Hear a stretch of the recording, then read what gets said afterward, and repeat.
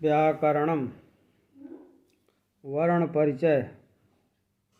संस्कृत भाषा में वर्ण दो प्रकार के होते हैं, स्वर और व्यंजन। इन्हें क्रमशः अच और हल भी कहते हैं। हिंदी में भी स्वर और व्यंजन होते हैं और अंग्रेजी सभी भाषाओं में स्वर होते हैं, लेकिन संस्कृत भाषा में जो स्वर हैं उनको अच भी कहते हैं।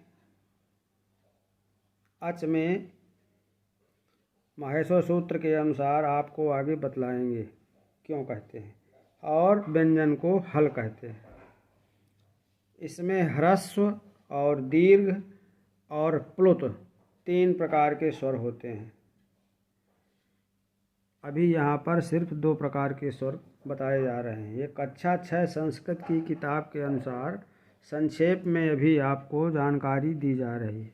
आगे धीरे धीरे विस्तार से सभी कुछ समझाया जाएगा। आ ई उ री री ये ह्रस्व स्वर हैं, और आ ई उ री ये दीर्घ स्वर हैं। ए आए ओ आओ ये दीर्घ हैं, लेकिन ये संयुक्त स्वर हैं।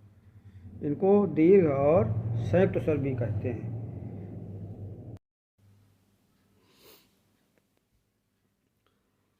का, खा, गा, घा, अंगा इनको क वर्ग कहते हैं। इनमें 5 वर्ण हैं।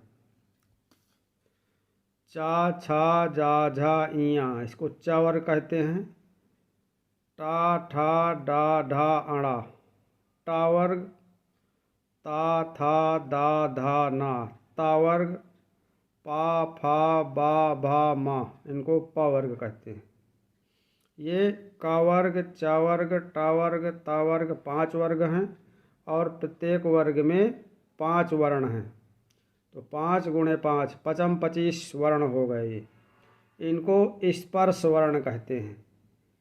स्पर्श वर्ण इसलिए कहते हैं कि इनको बोलते समय हमारी जिह्वा मुख के विभिन्न भागों को स्पर्श करती है, छूती है।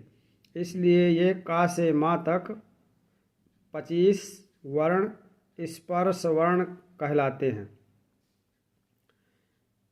इसके बाद 4 या, रा, ला, वा ये 4 अंतस्थ वर्ण हैं, क्योंकि इनके उच्चारण में अंदर स्थित आवाज़ आती है। या, रा, ला, वा ये अंतस्थ वर्ण कहलाते हैं। अंतःस्थ अंदर स्थित। सा, का, सा, हा ये ऊष्म वर्ण हैं, क्योंकि इनके उच्चारण से जीभ में रगड़ उत्पन्न होती है। रगड़ से ऊष्मा उत्पन्न होती है। उस ऊष्मा से के कारण इन्हें ऊष्म वर्ण कहते हैं। शा, खा, सा, हा ये ऊष्म वर्ण कहलाते हैं। तो 25 स्पर्श वर्ण, 4 अंतस्थ और 4 ऊष्म। इसके बाद छत्राज्ञा ये संयुक्त व्यंजन है, अर्थात ये 2 वर्णों के योग से मिलकर बने हैं। इनको द्वित्व व्यंजन भी कहते हैं, संयुक्त व्यंजन या द्वित्व व्यंजन। का, आधा का और षटकोण वाला सा मिलकर बना है छत्री वाला छा। आधा ता और रा मिलकर त्रा, और आधा जा और इया ज्ञा। हलंत वर्ण आधे कहलाते हैं। सा और रा सीटी वाला सा में हलंत है, अर्थात आधा सा और रा स्रा। तो ये व्यंजन 25 स्पर्श, 4 अंतस्थ, 4 ऊष्म, और ये 3 स्रा को मिलाकर 4, वैसे 3 संयुक्त व्यंजन या द्वित्व व्यंजन कहलाते हैं। उपर्युक्त जितने भी ये व्यंजन हैं, जितने भी हैं, इनमें सभी में आ मिला हुआ है। यदि आ ना होता तो इनको हम बोल नहीं पाते, इनका उच्चारण नहीं कर सकते। अर्थात सभी में आ मिला हुआ है, आ का संयोग है। आ के बिना ये सब हलंत हो जाएंगे, अर्थात आधा हो जाएगा, आधा का। इसको हम का में अगर आ नहीं है तो हम इसको आधा का बोल पाएंगे, उच्चारण नहीं कर पाएंगे। इसी प्रकार सभी में जब कोई स्वर मिल जाता है तभी इनका उच्चारण संभव हो पाता है। इनमें इस रूप को अर्थात हलंत लगे रूप को हल कहते हैं अर्थात व्यंजन कहते हैं। इसका चिन्ह हलंत का ये लगा हुआ है का, जब इनमें हलंत लग जाएगा तो ये व्यंजन हो जाएंगे। तो और इसके अलावा अयोगवाह होते हैं। अयोगवाह जैसे अनुस्वार बिंदी लगा दी जाती है ऊपर, इसको अंग, ये बिंद लगा है, बिंदु है जो, ये अयोगवाह कहलाता है। विसर्ग, दो बिंदी होती हैं बगल में, आह, हा का उच्चारण निकलता है, जैसे रामः, विसर्ग दो लगे हैं, दो बिंदु। चंद्र बिंदु, ऊपर चंद्र बिंदु होता है। और आगत ध्वनि में चंद्री। जिन वर्णों का उच्चारण मुख और नासिका के सहयोग से किया जाता है उन्हें अनुनासिक कहते हैं। जैसे अंगा, इया, अड़ा, ना और माँ, इनको उच्चारण करने पर नासिका, नाक से ध्वनि निकलती है, इसलिए इनको अनुनासिक वर्ण कहा जाता है, अनुनासिक वर्ण कहते हैं। अब है वर्णों का उच्चारण स्थान। कौन सा वर्ण का उच्चारण स्थान कौन सा है? वर्णों का उच्चारण स्थान। आ, बड़ा, का वर्ग अर्थात का, खा, गा, घा, अंगा और हा और विसर्ग, इनका उच्चारण स्थान है कंठ। ई, बड़ी ई, चा, छा, जा, झा, इया, या और सा तालु। री, बड़ी री, टा, ठा, डा, ढा, अड़ा, रा और षटकोण वाला सा, इनका मूर्धा। री, ता, था, दा, धा, ना, ला और सौता वाला सा, इनका दंत। ऊ, बड़ा ऊ, पा, फा, बा, भा, मा, इनका है ओष्ठ। इसी प्रकार से ए और आय का कंठ तालु, ओ और आओ का कंठ ओष्ठ और वा का दंत और ओष्ठ। वर्गों के पंचमाक्षर अंगा, इया, अड़ा, ना और मा का उच्चारण स्थान स्ववर्गीय अर्थात का वर्ग में है। अंगा है तो इसका कंठ भी है और नासिका भी है, अपने वर्ग का भी है और नासिका भी है। इसके बाद माहेश्वर सूत्र के अनुसार वर्ण परिचय। माहेश्वर सूत्र संधि ज्ञान में प्रत्याहारों के ज्ञान की आवश्यकता होती है। संधियों में जब सूत्र बनते हैं तो कम से कम शब्दों का प्रयोग करने के लिए इनकी प्रत्याहार की आवश्यकता पड़ती है, जो आगे आप समझेंगे। प्रत्याहारों के ज्ञान के लिए माहेश्वर सूत्रों का ज्ञान आवश्यक है, अतः यहाँ माहेश्वर सूत्र दिए जा रहे हैं। जैसे हिंदी वर्णमाला है का से ज्ञा तक और अंग्रेजी वर्णमाला है, इसी प्रकार इसको संस्कृत वर्णमाला भी कह सकते हैं। माहेश्वर सूत्र आ, ई, उण, री, ऋक, ए, ओंग, ऐ, औच, है, वरट, लण, एमंग, गण, नम, झभई, घढ़, धस, जब, गढ़, दस, खफ, छठथ, चट, तव, कपय, सखसर, हल। ये 14 माहेश्वर सूत्र हैं। महर्षि पाणिनि ने इनका निर्माण किया। भगवान शंकर ने डमरू बजाया 14 बार, तो महर्षि पाणिनि ने इनको इनमें परिवर्तित कर लिया। ये 14 माहेश्वर सूत्र हैं।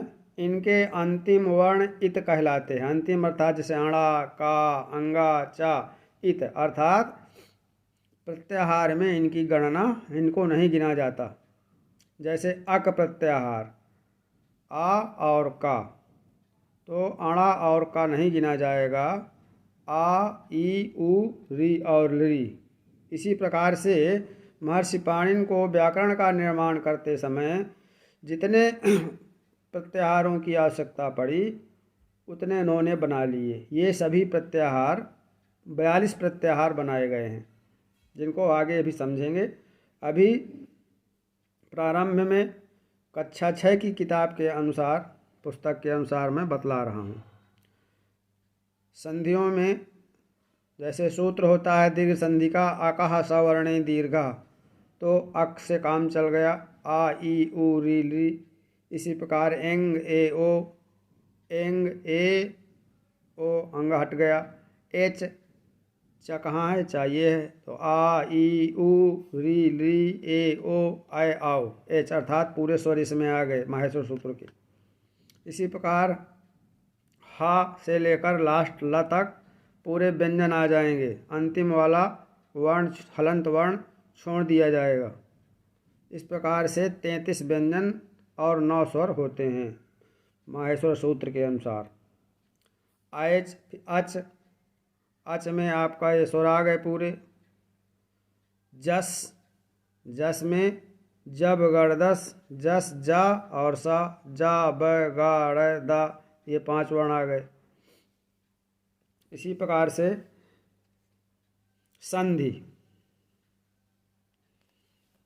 2 वर्णों के मेल को संधि कहते हैं। संधि माने जोड़ना। 2 वर्णों के मेल को संधि कहते हैं। ये मुख्यतः 3 हैं: स्वर संधि, व्यंजन संधि, विसर्ग संधि। स्वर को अच संधि भी कहते हैं और व्यंजन को हल संधि कहते हैं। तीसरा है विसर्ग संधि।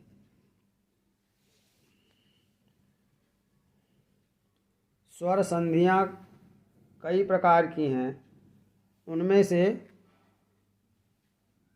2 संधियों को आज बतला रहे हैं, दीर्घ संधि और गुण संधि। दीर्घ, दीर्घ माने होता है बड़ा। अकः सवर्णे दीर्घः, अकः जो पहले बताया कि प्रत्याहार, अक प्रत्याहार में आ, ई, उ, री, अक, अक में छोटा बड़ा, छोटी बड़ी, छोटा ऊ बड़ा ऊ छोटे री, अर्थात समान, अर्थात इन्हीं के समान। आ के समान, आ के बाद आ हो, ई के बाद ई हो, ऊ के बाद ऊ हो, री के बाद री हो, तो दोनों को मिला करके दीर्घ हो जाता है। दीर्घ माने बड़ा हो जाता है। जैसे शब्द धन अर्थः, शब्द द में आ है, पहले बता चुके हैं प्रत्येक व्यंजन में कोई ना कोई स्वर होता है, और ये इधर भी आ है, तो दोनों आ मिल गए तो बड़ा आ हो गया, तो हो गया शब्दार्थः। विद्या धन आलय, इसमें दोनों तरफ बड़ा आ है, दोनों आ बड़ा मिल गए तो हो गया विद्यालय। दोनों तरफ के स्वर मिलकर एक समान के स्वर होना चाहिए। बड़ा इधर भी बड़ा तो विद्यालय हो गया विद्यालयः। रवि धन इंद्रः, इधर भी छोटी है इधर भी छोटी है, दोनों मिलकर हो गई बड़ी रवीन्द्रः। दीर्घ अर्थात ये स्वर मिल करके समान स्वर, सवर्ण, सवर्ण अर्थात पहले शब्द के अंत में और दूसरे शब्द के प्रारंभ में एक ही स्वर हो, समान हो, सवर्ण हो, तभी दीर्घ संधि होगी। रवि धन इंद्रः रवीन्द्रः, मही धन इंद्रः महीन्द्रः, गुरु धन उपदेशः गुरुपदेशः। दीर्घ संधि की पहचान है पहले शब्द के अंत में जो स्वर होगा वही दूसरे शब्द के प्रथम पहले वही स्वर होगा, ये दीर्घ संधि की पहचान है। बधू धन उत्सवः, बधूत्सवः, बड़ा हुआ है इसमें छोटा हुआ है, दोनों मिलकर के बड़ा ऊ हो गया बधूत्सवः। इसी प्रकार से वात धन आवरणम, वात माने होता है हवा, वातावरणम, इस्ता में आ है इधर बड़ा है। कोई भी आ हो, इधर स्वर हो छोटा हो बड़ा हो इससे कोई मतलब नहीं है, दोनों तरफ के समान स्वर मिल करके बड़ा स्वर दीर्घ स्वर बन जाता है। इसको दीर्घ संधि कहते हैं। विद्या धन अर्थी, विद्या में बड़ा है और ये छोटा है, दोनों मिलकर हो गया विद्यार्थी। गिरिधन ईशः गिरीशः, श्रीधन ईशः श्रीशः, लघुधन ऊर्मिः लघूर्मिः, भूधन ऊर्जा भूर्जा, पितृधन ऋणम पितृणम। आप समझ गए होंगे। इसकी पहचान है दोनों तरफ एक ही स्वर होना चाहिए, समान स्वर होंगे। अकः सवर्णे, सवर्ण माने समान। दीर्घः दीर्घ, जब दोनों तरफ पहले शब्द के अंत में दूसरे शब्द के प्रारंभ में एक ही स्वर होता है तो दोनों को मिला करके दीर्घ स्वर हो जाता है। गुण संधि।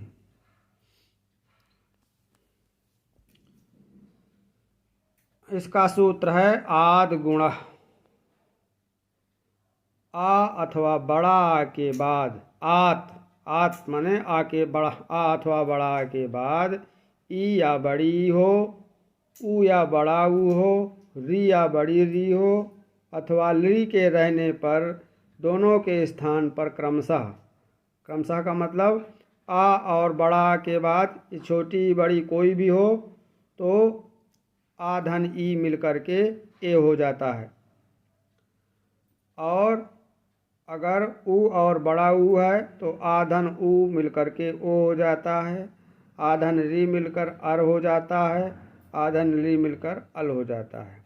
गुण संधि। आद गुणः, आ के बाद ई अथवा बड़ी हो तो ए हो जाएगा, ऊ अथवा बड़ा ऊ हो तो ओ हो जाएगा, री अथवा बड़ी री हो तो अर हो जाएगा, और री अथवा बड़ी ली हो तो अल हो जाएगा। इस संधि का नाम है गुण संधि। इसकी पहचान है पहले शब्द के अंत में आ और दूसरे शब्द के प्रारंभ में ई ऊ री कोई भी हो तो ये गुण संधि कहलाता है। जैसे उप धन इंद्र, आ है इसमें ई है तो आ और ई मिल करके ए हो गया उपेंद्र। उमा धन ईशः, आ और ई, इसमें छोटे बड़े से मतलब नहीं है कि छोटा हो बड़ा हो, छोटी बड़ी कुछ भी हो तो हो गया उमेशः। महाधन इंद्र, आ और ई महेंद्र। गणधन ईशः गणेशः। सूर्यधन उदयः, आ है इधर और इधर ऊ है तो दोनों को मिलाकर ओ हो गया सूर्योदयः। महाधन उत्सवः महोत्सवः। सूर्यधन उष्मा सूर्योष्मा, आ धन ऊ बराबर ओ। बसंत धन ऋतु बसंतर्तुः। वर्षाधन ऋतुः वर्षर्तुः। तव धन लिकारः तवल्लकारः। तो ये दीर्घ संधि और गुण संधि। वर्णों का उच्चारण स्थान माहेश्वर सूत्र। इतना ही आज पर्याप्त है। धीरे धीरे याद करते रहें, आगे विस्तार से बताया जाएगा। जय श्री राम।